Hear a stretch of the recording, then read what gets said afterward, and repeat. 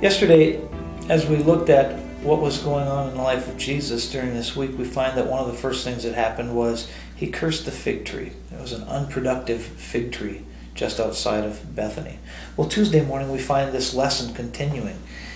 Jesus says that he and the disciples leave Bethany and are headed into Jerusalem. Peter notices that this fig tree that Jesus cursed the day before has withered, and Scripture says withered right to the roots. Rabbi, Rabbi, look, the fig tree that you cursed is withered. That's what Peter said to Jesus.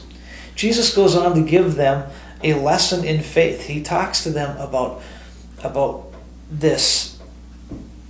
Have faith in God, Jesus answered. I tell you the truth. If anyone speaks to this mountain, be thou removed, it will be removed. Now,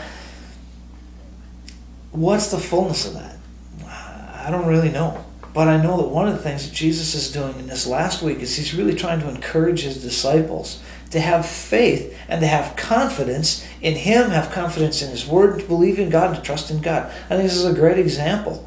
I think this is a great example of faith for us. Tuesday also brings a great deal of confrontation with the religious leaders. We find the Pharisees and the Sadducees who don't generally agree on anything. Jesus, by way of parables and stories, is letting them know that their fathers in the past, the other religious leaders that have come before them, have always rejected God.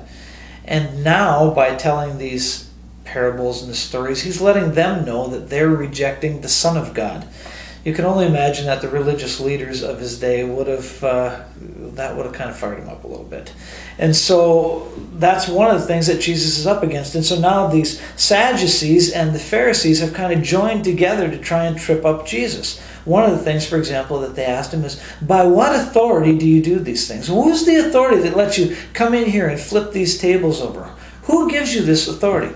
Now Jesus, again in his great wisdom, answers their question with another question. And they have no way of answering it. They realize that if they answer it one way, they're going to have a problem. If they answer it the other way, they're going to have a problem. And so Jesus, we find in Mark chapter 11, just befuddles them. Jesus replied, I will ask you one question. Answer me and I will tell you by what authority I do these things. John's baptism, was it from heaven or was it from men? Tell me. They discussed it among themselves and they say, if it's from heaven, he will ask, why don't you believe in it then? But if we say it's from men, they will fear the people, for everyone held John as a real prophet. So they answered Jesus, we don't know. Jesus said, neither will I tell you what authority by which I'm doing these things. As we think about this, one of the things that we're finding in light of the Passover is that Jesus is found blameless. They have no way to pin anything on him. They have no way to come up with something to charge him with. That's really what they're looking for. They're looking for a way to arrest Jesus. Jesus was telling parables in order to reveal to these religious leaders that they were denying God. And again, we find that really clear in the book of Matthew. When the chief priests and the Pharisees heard Jesus' parables, they knew that he was talking about them.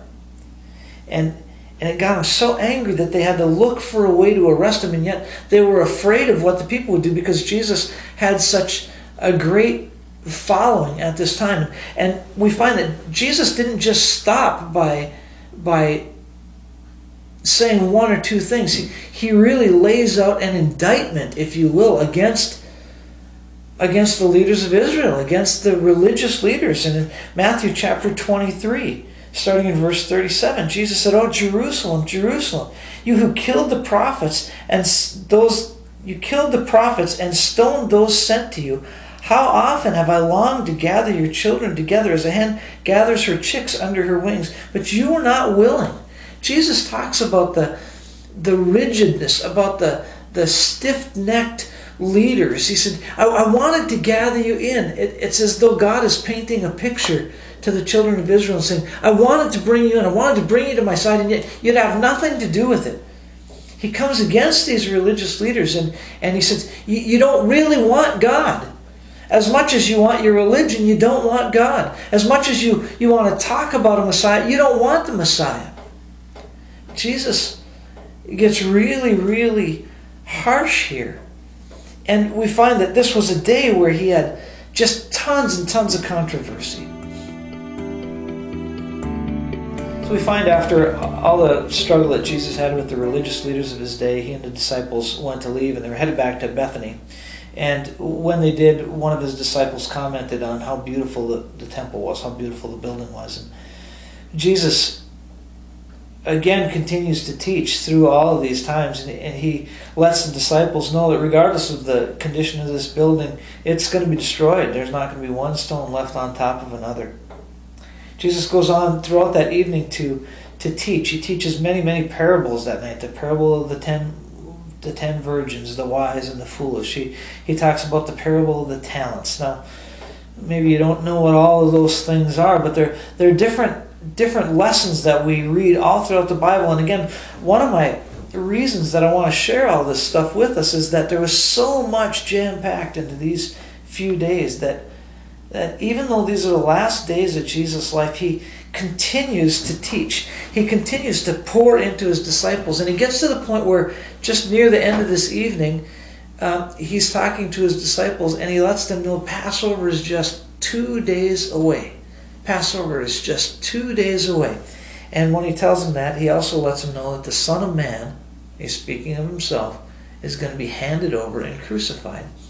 And we find that the disciples, even though Jesus shares that truth with them, they just don't quite grab a hold. I don't think they understand what he's talking about. Just a few short verses later, in Matthew 26, Jesus was in the home of Simon the leper, and a woman came with a jar of alabaster oil. Now that was going to be a very expensive perfume. And she takes this jar of perfume and she begins to anoint Jesus. She begins to pour this oil on him, and she pours it on his feet and she puts it in his hair, and she's preparing him, actually, is what she's doing. A couple of the disciples got really upset. One in particular got upset and said, "This is a waste. We could have sold this jar of oil and this perfume, and we could have given it to the poor." And Jesus kind of scolds the disciples, and what he ultimately tells the disciples is that she's preparing his body for death, for the grave. And again, we see Jesus is letting his disciples know over and over and over again that this Passover lamb that's going to be slaughtered, this Passover lamb that is going to be put to death, is himself, and that he is being prepared for this. As a long day of confrontation comes to an end for Jesus, Judas Iscariot begins to negotiate with the chief priests and the elders to negotiate a price for Jesus' life. The negotiating price, if you will, ends up to be 30 pieces of silver. 30 pieces of silver in this day was the equivalent of the price of a slave.